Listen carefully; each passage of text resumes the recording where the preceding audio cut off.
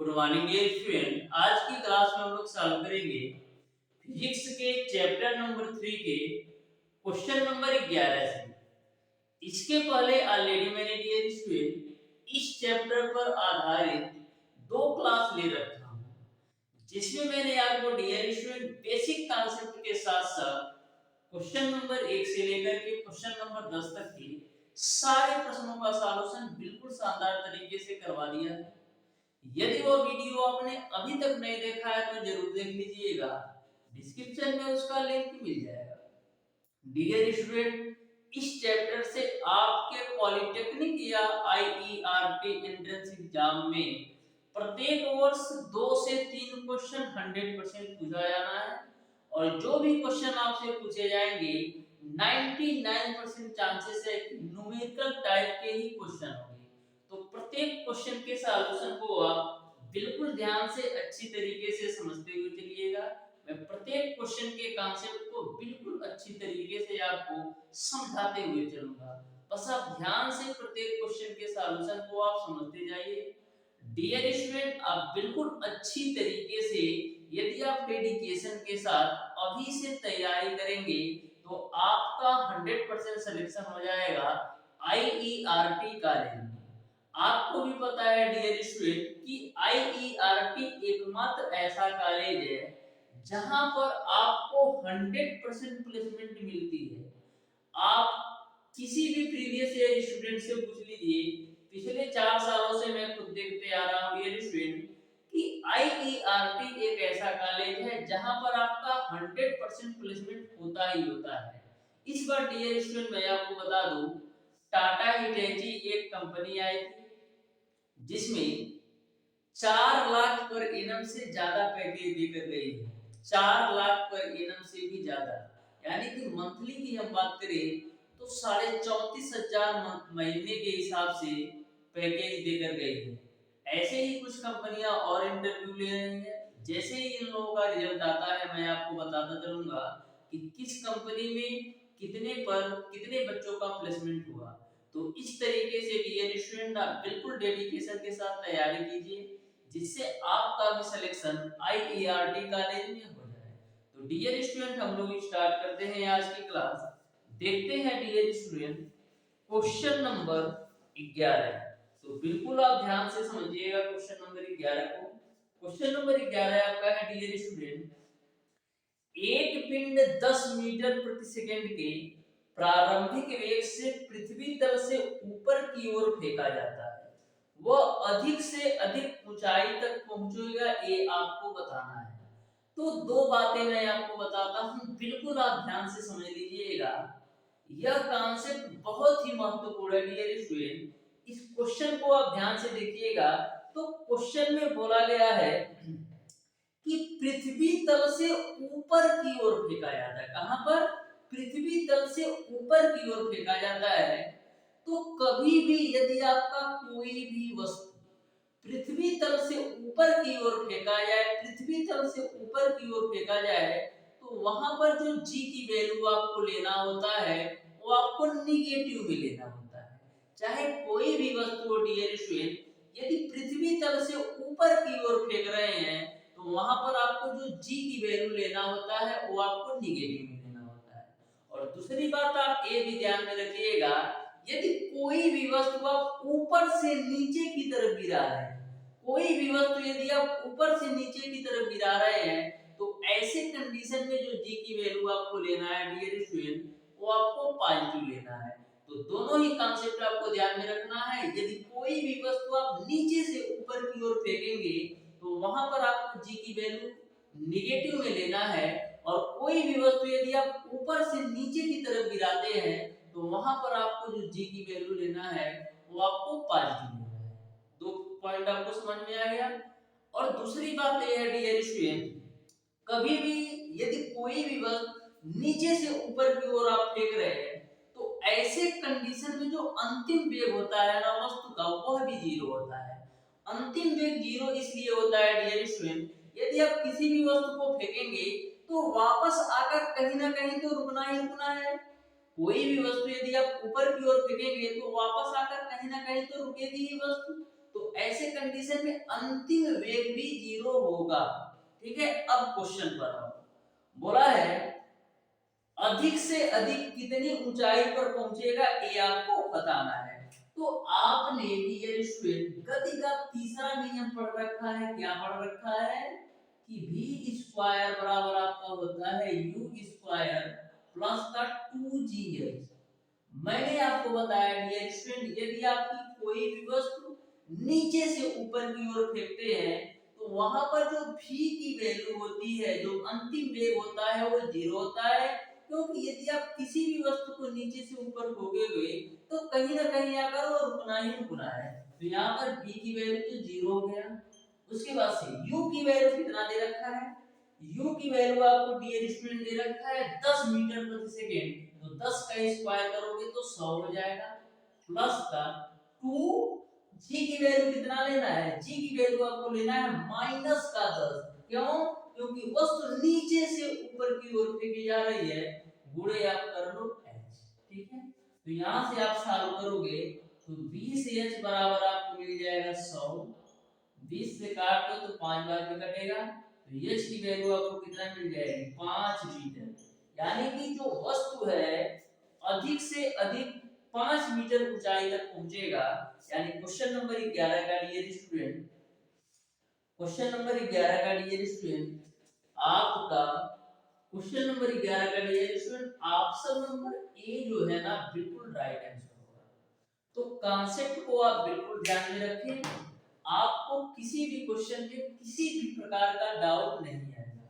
अब ध्यान से देखिएगा डियर स्टूडेंट क्वेश्चन नंबर 12 को, तो बिल्कुल आप ध्यान से देखिएगा क्वेश्चन नंबर 12 को। क्वेश्चन नंबर 12 आपका है डियर स्टूडेंट 490 मीटर ऊंची पहाड़ की चोटी से तोप का गोला क्षैतिज दिशा में 200 मीटर प्रति सेकंड के वेग से दागा जाता है। वह गोला भूमि पर पहाड़ की जड़ से कितना दूर गिरेगा ये आपको बताना है। तो बिल्कुल आप ध्यान से समझिएगा क्वेश्चन को। क्वेश्चन को एक बार फिर से मैं पढ़ देता हूँ।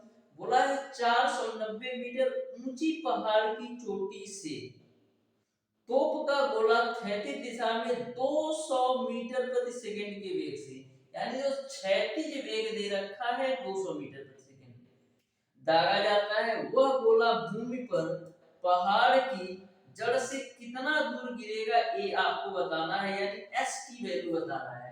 तो सबसे पहले डियर स्टूडेंट आपको क्या दे रखा है? h की वैल्यू दे रखा है आपको डियर स्टूडेंट 490 मीटर, और क्षैतिज वेग क्या दे रखा है?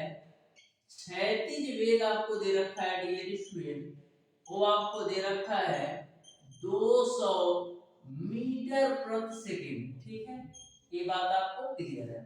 अब आप क्वेश्चन को ध्यान से देखें, तो यहाँ पर डियर स्टूडेंट आपको क्या निकालना है? भूमि से के जड़ से कितना दूर गिरेगा ये आपको बताना है। तो आपको फार्मूला पता है h बराबर क्या होता है?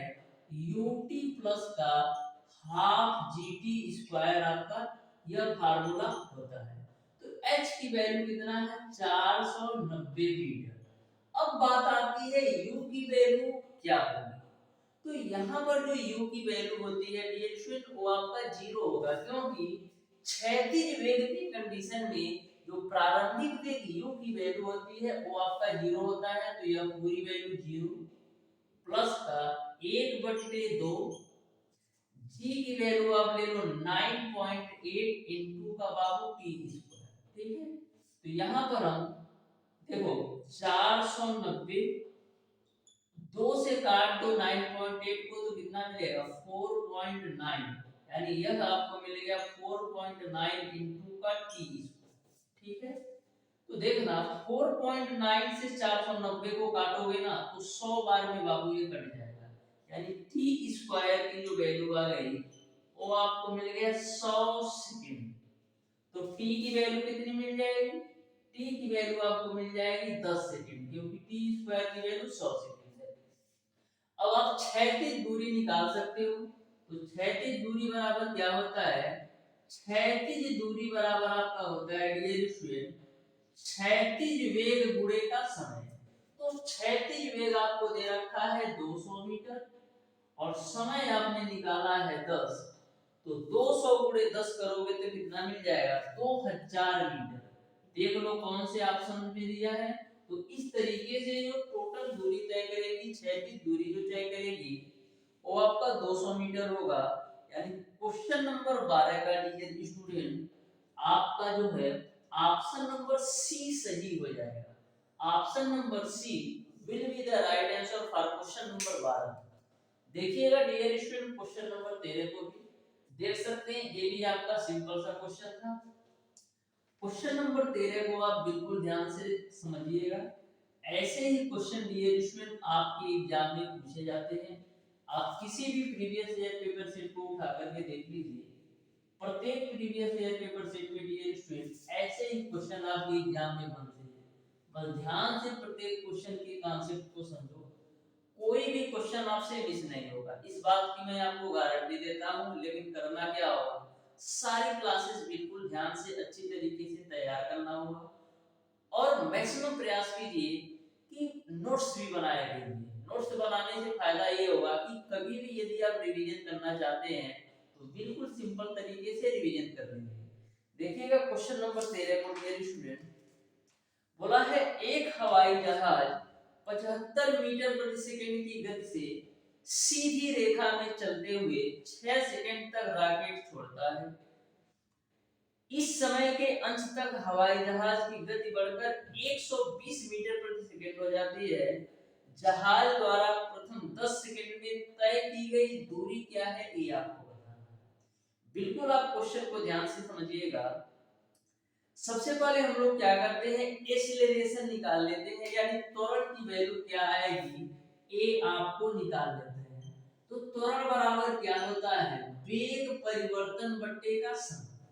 त्वरण बराबर क्या होता है, वेग परिवर्तन बट्टे का समय। तो वेग में कितना परिवर्तन आ रहा है, 75 मीटर प्रति सेकंड से कितना हो जा रहा है 120 मीटर प्रति सेकंड। तो वेग में परिवर्तन कितना हो जाएगा 120 माइनस का 75, क्योंकि 75 से 120 मीटर प्रति सेकंड पहुंच रहा है, बटे का समय।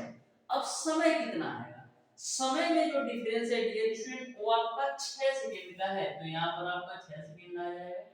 ए की वैल्यू निकाल लो, 120 में से 75 घटाओगे तो मिलेगा आपको कितना, 120 में से 75 घटाओगे तो 45 बट्टे का 6, 6 से काटो तो 6 7 42 और कितना हो जाएगा 6 बचे 30, यानी ए की जो वैल्यू आएगी वो आपका 7.5 मीटर प्रति सेकंड स्क्वायर आपका आ जाएगा। ये आपने ए की वैल्यू निकाली। आपको निकालना क्या है, आपको निकालना है 10 सेकंड में तय की गई दूरी। तो सबसे पहले हम लोग क्या करते हैं, प्रथम 6 सेकंड में तय की गई दूरी निकाल लेते हैं। तो मैं मान लेता हूं प्रथम 6 सेकंड में जो तय की गई दूरी है वो आपका s1 है। तो s1 बराबर क्या होता है, s1 बराबर आपका होता है ut प्लस का हाफ at स्क्वायर। ठीक है, तो यहां पर u की वैल्यू कितनी है, u की जो वैल्यू है, जो प्रारंभिक वेग है वो आपका 75 मीटर प्रति सेकंड है। तो 75, t की वैल्यू कितना है 6 प्लस का 1/2, a की वैल्यू आपने निकालना है 7.5 और t की वैल्यू तो आपको पता है 6, तो 6 गुणे 6 हो जाए। ठीक बात है कि नहीं, 2 3 आपका हो जाएगा 6। अब देखो 75 s1 की वैल्यू देखो कितना आ जाएगी, तो यहां से s1 की वैल्यू आपका आ जाएगा डियर स्टूडेंट 75 गुणे 6 कितना होगा 75 गुना 150 और 150 गुणे 3 करोगे तो 450 यहां से मिल जाएगा प्लस का। अब देखो 6 3 18, 6 3 18, 18 का गुणा 7.5 में करो तो 18 बचे 90 को 0 हासिल बचे 9 और 18 से कितना होता है 18 सते आपका 18 पे 90, 18 से 108, 18 से 126, 126 में 9 जोड़ो, 126 में 9 जोड़ो तो आपका हो जाएगा 126 में 9 जोड़ो तो कितना हो जाएगा 135। ठीक है, एक पॉइंट में 0 लगा दो। अब 450 135 जोड़िएगा तो कितना मिलेगा आपको, मिल जाएगा 585। यानी कि प्रथम 6 सेकंड में जो तय की गई दूरी है वो आपका 585 मीटर है। अब अगले अगले 4 सेकंड में तय की गई दूरी निकाल लो। तो मैं मान लेता हूं अगले 4 सेकंड में जो तय की गई दूरी है वो आपका s2 है। अगले 4 सेकंड में जो तय की गई दूरी है वो आपका s2 है। तो दूरी बराबर क्या होता है? दूरी बराबर आपका होता है चाल गुणे समय। तो दूरी बराबर आपका होता है चाल गुणे समय। तो अगले 4 सेकंड में जो उसकी चाल थी वो कितना था? 120 मीटर प्रति सेकंड गुणे का समय। समय कितना है? 4। तो 120 गुणे 4 करोगे कितना होगा? 480 मीटर। यानी आपने निकाल लिया अगले 4 सेकंड में जो तय की गई दूरी है वो आपका 480 मीटर है। दूरी बराबर क्या होता है? चाल गुणे समय। चाल 120 मीटर प्रति सेकंड और समय आपका 4 सेकंड, तो 480 मीटर। अब आप टोटल डिस्टेंस निकाल लो। तो टोटल डिस्टेंस कितना हो जाएगा? टोटल जो डिस्टेंस हो जाएगा डियर स्टूडेंट s1 प्लस का s2 के बराबर। तो s1 की वैल्यू आपका है 585 और s2 की वैल्यू आपका है 480। दोनों को जोड़ो तो 5 हो जाएगा, 8 8 16 को 6 हो जाएगा, 5 4 9 10 हो जाएगा, 8 8 हाँ ठीक है, 1065 मीटर हो जाएगा। यानी कि 10 सेकंड में जो टोटल दूरी तय करेगा वो आपका 1065 मीटर की दूरी तय करेगा। इस तरीके से क्वेश्चन नंबर डियर स्टूडेंट 13 का ऑप्शन नंबर सी सही हो जाएगा। तो बिल्कुल आप कॉन्सेप्ट से सारे क्वेश्चन के सॉल्यूशन को समझो डियर स्टूडेंट। किसी भी क्वेश्चन में किसी भी प्रकार का डाउट नहीं आएगा। बिल्कुल आपको ध्यान से मैं आपको सारी चीजों को क्लियर करा दूंगा। अब देखिएगा डियर स्टूडेंट क्वेश्चन नंबर 14। तो बिल्कुल आप ध्यान से समझिएगा डियर स्टूडेंट क्वेश्चन नंबर 14 को भी। ये भी आपका बिल्कुल सिंपल और आसान सा क्वेश्चन है, बस आप ध्यान से समझते जाइए। Question number 14।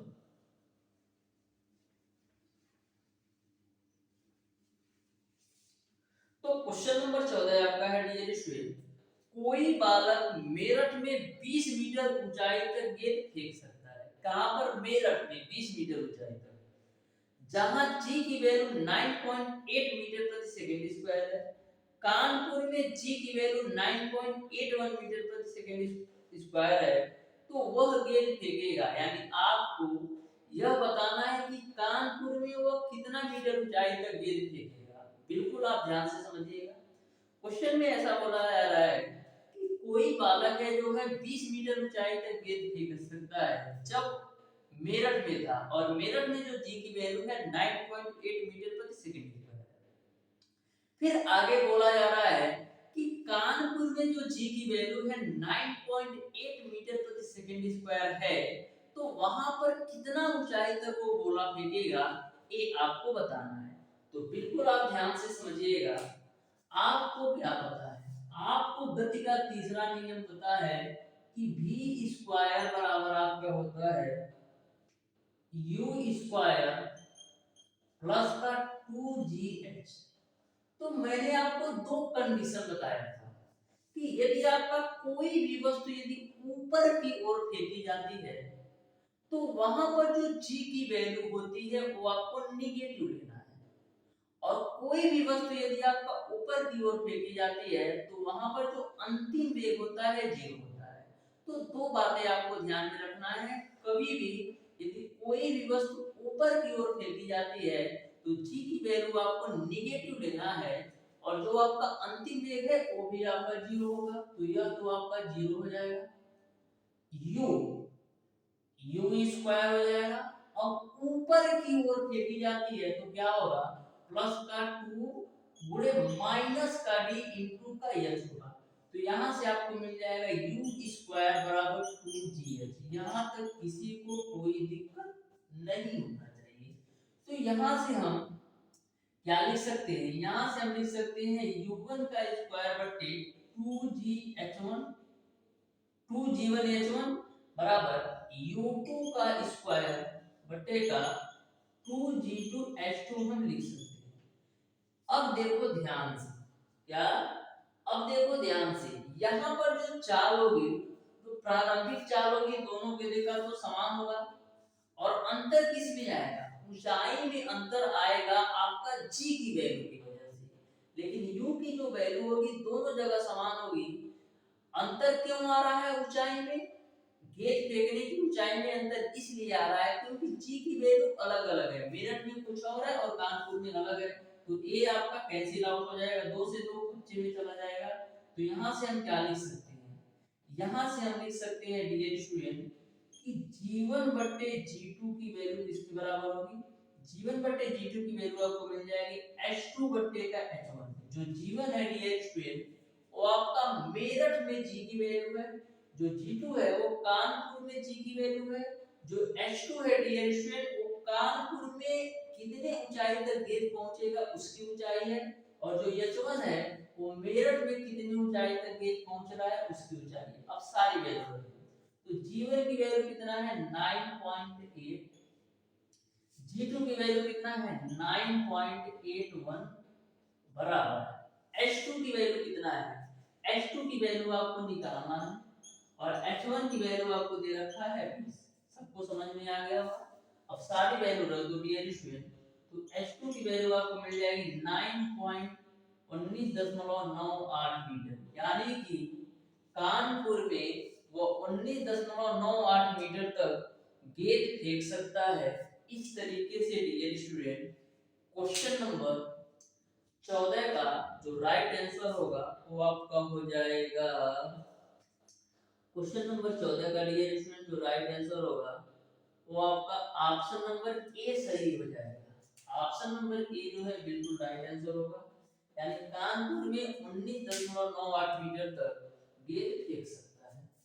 देखिएगा डियर स्टूडेंट क्वेश्चन नंबर 15 को भी, जो कि बिल्कुल सिंपल और आसान सा ये भी क्वेश्चन है।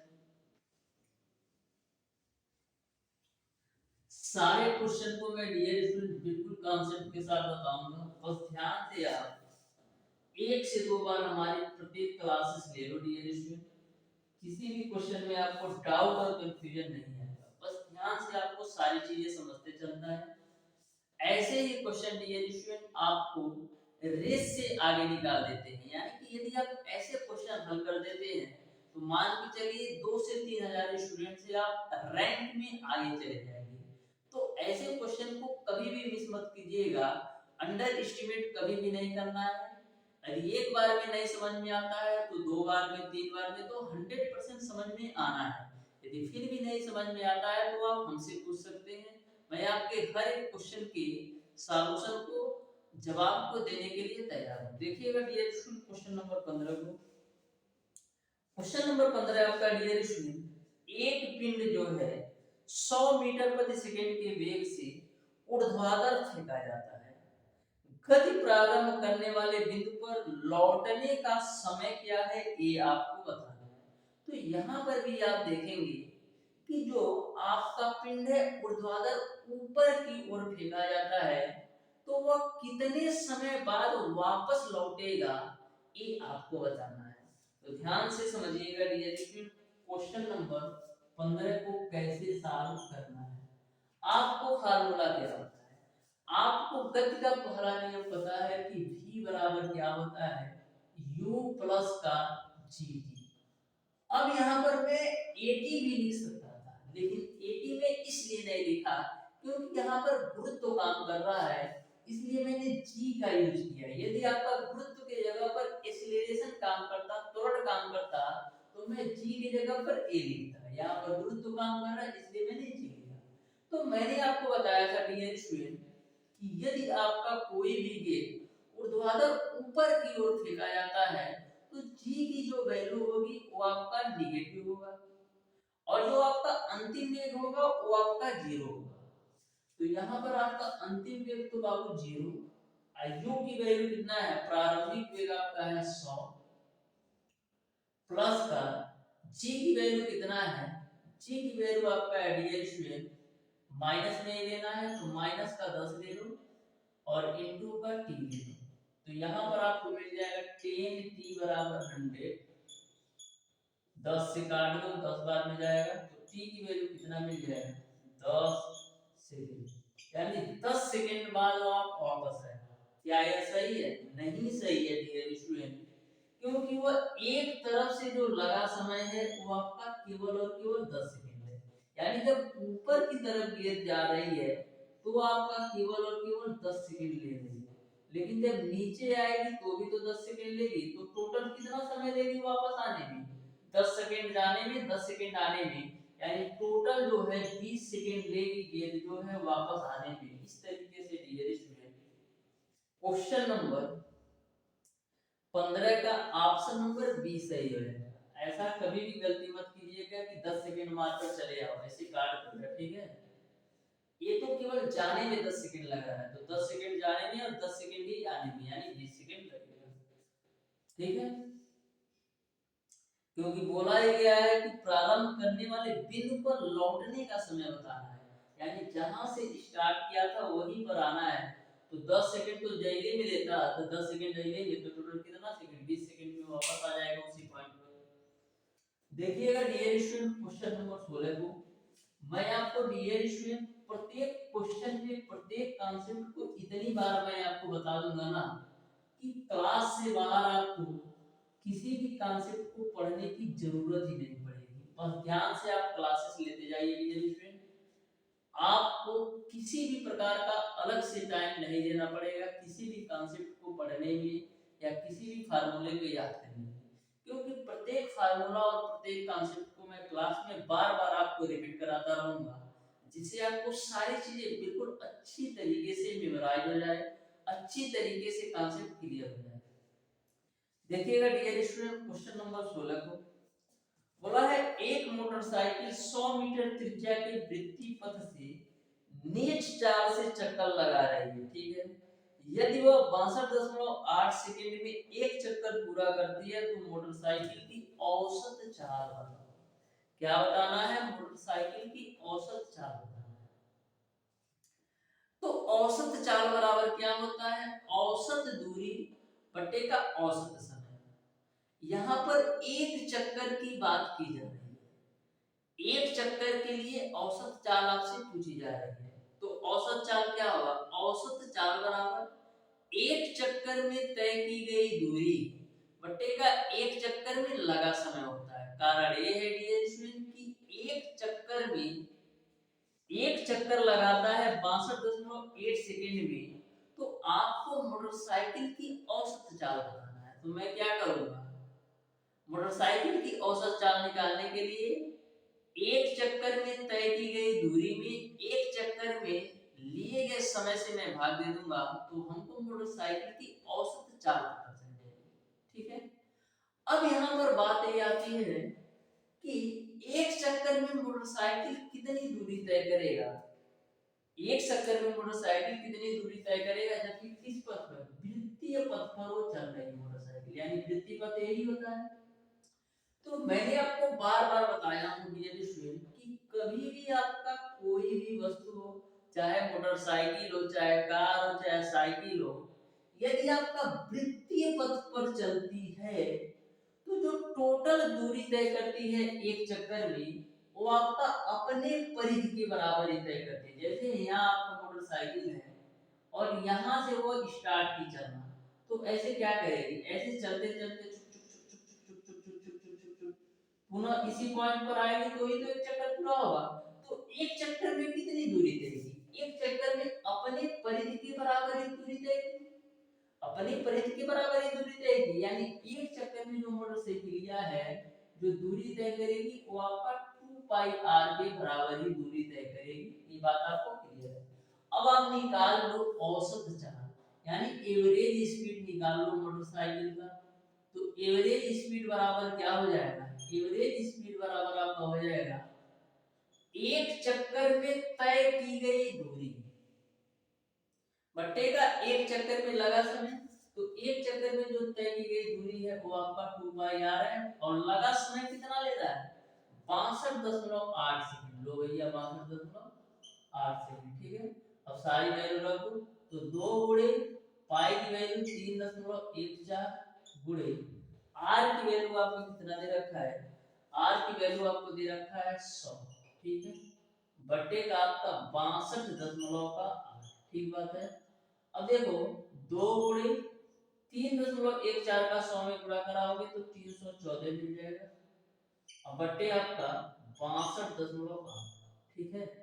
2 से काटो तो आपका हो जाएगा 2 3 6 2 एक कम 2 और 2 चौका। अब 31.4 से आप 314 को काटोगे तो 10 बार में पूरा पूरा कट जाएगा। यानी कि मोटरसाइकिल की जो औसत चाल निकाल लिया वो आपने 10 मीटर प्रति सेकंड दी। यानी कि मोटरसाइकिल की जो औसत चाल है वो आपका 10 मीटर प्रति सेकंड हो जाएगा। इस तरीके से क्वेश्चन नंबर 16 का ऑप्शन नंबर सी जो है ना बिल्कुल राइट आंसर होगा। तो देख सकते हो कितना सिंपल और आसान ये भी क्वेश्चन था। देखिएगा डियर स्टूडेंट क्वेश्चन नंबर 17। तो क्वेश्चन नंबर 17 को आप बिल्कुल ध्यान से समझिएगा और क्वेश्चन नंबर 18 आपको सॉल्व करना है। तो क्वेश्चन नंबर 17 को आप ध्यान से देखिएगा। बोला है दो गेंदे ए तथा बी किसी मीनार की चोटी से एक साथ नीचे गिराई जाती है। गेंद ए ऊर्ध्वाधर नीचे की ओर तथा गेंद बी क्षैतिज दिशा में पृथ्वी पर पहले पहुंचेगी। कौन सी गेंद? ए आपको बताना है। तो ध्यान से समझना। बोला है ए और बी दो गेंदें हैं तो ए आपका ए गेंद हो गई, ए आपका बी गेंद हो गया। ठीक है, चोटी से एक साथ नीचे गिराई जाती है लेकिन ए को क्या किया जाता है? ए को ऊर्ध्वाधर नीचे की तरफ गिरा देते हैं और बी जो है उसको क्षैतिज दिशा में धकेल दिया जाता है। बी को क्षैतिज दिशा में पृथ्वी पर मतलब धक्का दे दिया जाता है। तो दोनों को पृथ्वी तल पर पहुंचने पर क्षैतिज दिशा में पृथ्वी पर पहले पर कौन पहुंचेगी ये आपको बताना है। यानी एक गेंद मैं ऊपर से नीचे की तरफ गिरा रहा हूं और एक गेंद को क्षैतिज दिशा में धक्का दे रहा हूं, तो दोनों में पहले कौन पहुंचेगा ये आपको बताना है। तो ऐसे कंडीशन में डियर स्टूडेंट होता क्या है, दोनों ही गेंदें जो है डियर स्टूडेंट ना समान समय में पहुंचेंगी क्योंकि यहाँ पर दोनों ही कंडीशन में गुरुत्व का नियम ही काम कर रहा है। इस तरीके से क्वेश्चन नंबर 17 का ऑप्शन नंबर सी सही हो जाएगा। यानी कि दोनों गेंदें जो है एक साथ पहुंचेंगी। ठीक है, क्वेश्चन नंबर 18 को आप सॉल्व कर लीजिएगा डियर स्टूडेंट। क्वेश्चन नंबर 19 को आप ध्यान से देखिएगा। एक गतिमान पिंड समय के वर्ग के अनुक्रमानुपाती में दूरियां तय कर रहा है। पिंड का त्वरण है। यदि आपका डियर स्टूडेंट समय के वर्ग में अनुक्रमानुपाती में दूरियां तय कर रहा है तो ऐसे कंडीशन में जो पिंड का त्वरण होता है वो आपका नियत होता है। कभी भी यदि आपका समय के वर्ग के दूरियां तय करे तो यहाँ पर जो त्वरण होगा वो आपका नियत होता है। इस तरीके से क्वेश्चन नंबर 19 का ऑप्शन नंबर डी सही हो जाएगा। क्वेश्चन नंबर 20 को आप ध्यान से देखिएगा। बोला है एक कार दो स्थानों की बीच की आधी दूरी 40 किलोमीटर प्रति घंटे की चाल से तथा शेष आधी दूरी 60 किलोमीटर प्रति घंटे की चाल से तय कर रही है। कार की औसत चाल क्या है ये आपको बताना है। तो मैं आपको एक कॉन्सेप्ट बता देता हूँ, कभी भी आपको ऐसे क्वेश्चन में किसी भी प्रकार का प्रॉब्लम नहीं होगा। ध्यान से समझिएगा कॉन्सेप्ट को। डियर स्टूडेंट, यदि आपका कोई भी वस्तु हो, चाहे कोई भी कार हो, चाहे कोई भी मोटरसाइकिल हो या आप खुद भी हो, यदि आपका दूरी समान, मैंने क्या बोला, यदि आपका दूरी समान हो लेकिन चाल आपका भिन्न भिन्न हो, यदि आपका डियर स्टूडेंट दूरी समान हो लेकिन चाल भिन्न भिन्न हो, तो ऐसे कंडीशन में जो औसत चाल का जो फार्मूला होता है वो आपका क्या होता है? औसत चाल का जो फार्मूला होता है वो आपका क्या होता है? औसत चाल का जो फार्मूला होता है dear student 2xy divided by x plus y kilometre प्रति हावर होता है। ठीक है, ये आपके औसत चाल का फार्मूला होता है। कब? यदि दूरी समान हो लेकिन चाल अलग अलग हो, तो ऐसे कंडीशन में जो एवरेज स्पीड औसत चाल का फार्मूला होता है 2xy divided by x plus y होता है। अब आपको समझना है x क्या होता है, y क्या होता है। जो x होता है डियर स्टूडेंट वो पहली चाल होती है, जो y होता है वो आपका दूसरी चाल होती है। a भी x आपका पहली चाल होता है और y आपका दूसरी चाल होता है। तो बस सिंपल सा कॉन्सेप्ट है, यदि आपका दूरी समान हो लेकिन चाल अलग अलग हो तो औसत चाल बराबर होता है 2xy divided by x plus y। इस कॉन्सेप्ट पर मैक्सिमम बार क्वेश्चन पूछा गया है। यह जो मैंने आपको कॉन्सेप्ट बनाया, ये आपको मैथ में भी चाल और समय में देखने को मिलेगा। चाल और समय और दूरी और चाल में भी देखने को मिलेगा। और आपका गति हुआ चाहे चैप्टर नंबर 4 हो, मतलब आपका 5 से 6 चैप्टरों में कहीं नहीं जाना है, ऐसा क्वेश्चन पूछेगा। तो क्वेश्चन में बोला है कि आधी दूरी 40 किलोमीटर प्रति घंटे की चाल से, यानी आधी दूरी जो है 40 किलोमीटर प्रति घंटे की चाल से, और शेष आधी दूरी जो है 60 किलोमीटर प्रति घंटे की चाल से। यहाँ पर आप देख रहे हो कि दूरी जो है ना समान है, क्योंकि पहली आधी दूरी 40 किलोमीटर प्रति घंटे की चाल से और दूसरी आधी दूरी 60 किलोमीटर प्रति घंटे की चाल से चल रही है। तो आपको औसत चाल बताना है। तो औसत चाल बराबर हम कैसे निकाल सकते हैं? 2xy divided by x plus y। तो 2 x की वैल्यू कितना है 40 किलोमीटर प्रति घंटा, y की वैल्यू है 60 किलोमीटर प्रति घंटा, और नीचे में x प्लस y यानी कि 40 प्लस का 60। ठीक है, अब देखो 2 गुणे 40 गुणे 60 और नीचे में आ जाएगा 100। 2 जीरो से 2 जीरो कैंसिल आउट, तो 4 गुना 8 छक कितना हो जाएगा 48 किलोमीटर प्रति हावर। यानी औसत जो चाल होगी मोटरसाइकिल की वो आपका 48 किलोमीटर प्रति घंटा होगा। यानी क्वेश्चन नंबर 20 का ऑप्शन नंबर ए सही है। देखिएगा डियर स्टूडेंट, आज की क्लास का लास्ट क्वेश्चन जो कि आपका है क्वेश्चन नंबर 21। क्वेश्चन नंबर 21 इस क्लास का लास्ट क्वेश्चन होगा। इसके बाद से जो भी आपके बाकी के बचे क्वेश्चन है, शायद 12 क्वेश्चन और बचेगा। 33 क्वेश्चन इस चैप्टर में दिए गए हैं। नेक्स्ट क्लास में मैं पूरी तरह से कंप्लीट करवाऊंगा। तो देखिएगा डियर स्टूडेंट, क्वेश्चन नंबर 21 को बोला है एक कार r त्रिज्या के वृत्त में गति कर रहा है। आधा चक्कर पूरा हो जाने पर चली गई दूरी तथा विस्थापन बताना है। एक आपका कार है जो कि r त्रिज्या के वृत्त में गति कर रहा है। आधा चक्कर पूरा हो जाने पर चली गई दूरी और विस्थापन क्या होगा कार आपका, ये आपको बताना है। तो ध्यान से वृत्तीय पथ की बात की जा रही है, तो ये आपका वृत्तीय पथ थोड़ी है होगा ना हो, यानी गोला होगा। ये आपका वृत्तीय पथ है। एक कार है जो किसी वृत्तीय पथ पर चल रहा है। बोला है आधा चक्कर पूरा हो जाने पर, तो लो भैया हम आधा चक्कर पूरा करा लेते हैं। तो लो हम इसको आधा चक्कर कर दिए, यानी आधा चक्कर तो इतना ही दूरी तय करेगा। ठीक है हो, ये आधा चक्कर दूरी तय करने पर आपको दूरी और विस्थापन क्या होगा ये आपको बताना है।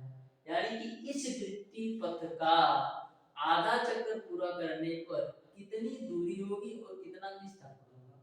तो मैंने आपको बताया था यदि आपका कोई भी पिंड किसी भी वृत्तीय पथ पर एक चक्कर लगाता है, कोई भी पिंड यदि आपका किसी भी वृत्तीय पथ पर एक चक्कर लगाता है तो टोटल कितना दूरी तय करता है अपनी परिधि के बराबर, यानी 2 पाई r के बराबर दूरी तय करता है। कब? जब एक चक्कर पूरा लगाएगा। लेकिन कितनी? केवल आधा चक्कर लगाता है, तो यही में 2 से भाग दे देंगे, यानी कि दूरी की वैल्यू आपको मिल जाएगा पाई r। यानी आधा चक्कर में जो तय की गई दूरी है कार द्वारा वो आपका पाई। अब बात आती है डिस्प्लेसमेंट की कि विस्थापन कितना होगा, कितना डिस्प्लेसमेंट कितना होगा ये आपको बताना है। तो मैंने आपको बताया था कि डिस्प्लेसमेंट यानी विस्थापन बराबर क्या होता है अंतिम स्थिति माइनस का प्रारंभिक स्थिति। विस्थापन बराबर क्या होता है अंतिम स्थिति माइनस का प्रारंभिक स्थिति। तो ई मान ले डियर स्टूडेंट ए का की प्रारंभिक स्थिति ए है और अंतिम स्थिति एक बी है। तो हमको विस्थापन की वैल्यू चाहिए, ठीक है ना। तो विस्थापन बराबर क्या होता है अंतिम स्थिति माइनस का प्रारंभिक स्थिति। त्रिज्या कितना दिया है, त्रिज्या r दिया है। तो हम करते क्या है हे के यदि मैं ऐसे ऐसे करके सटा देता हूं, ठीक है। तो देखो ये आपका मान लीजिए सेंटर पॉइंट होगा तो आर त्रिज्या ए भी होगा और आर त्रिज्या ए भी होगा, ठीक है ना। हो आर त्रिज्या ए भी होगा, आर त्रिज्या ए भी होगा, या तो ऐसे समझ लो डियर स्टूडेंट, ए तो पूरा का पूरा ए से बी तक की दूरी आपका क्या है, व्यास है। क्या है, व्यास है, व्यास है। तो व्यास क्या होता है, व्यास बराबर क्या होता है, 2 इंटू आर, यानी कि व्यास जो होता है त्रिज्या का दोगुना होता है। तो यहाँ पर ए भी आपका आर होगा और यह भी दूरी आपका आर होगा। तो डिस्प्लेसमेंट कितना हो जाएगा, आर प्लस का आर, यानी डिस्प्लेसमेंट कितना हो जाएगा, 2r। तो इस तरीके से जो टोटल दूरी होगी आधा चक्कर पूरा करने में, वो आपका पाई आर होगा, और जो टोटल डिस्प्लेसमेंट होगा आधा चक्कर पूरा करने में, वो आपका 2r के बराबर होगा। तो यह बात आपको क्लियर समझ में आ गई होगी, यानी कि क्वेश्चन नंबर 21 का ऑप्शन नंबर बी सही हो जाएगा, ठीक है ना। हो इस तरीके से डियर स्टूडेंट आज की क्लास में मैंने आपको बताया है चैप्टर नंबर 3 गति के क्वेश्चन नंबर 11 से लेकर के क्वेश्चन नंबर 21 तक के सारे प्रश्नों का सॉल्यूशन। जो आपको मैंने क्वेश्चन नंबर 18 दिया है, इसको आप बिल्कुल ध्यान से अच्छी तरीके से समझकर बताइएगा कि इस क्वेश्चन का कौन सा ऑप्शन सही होगा।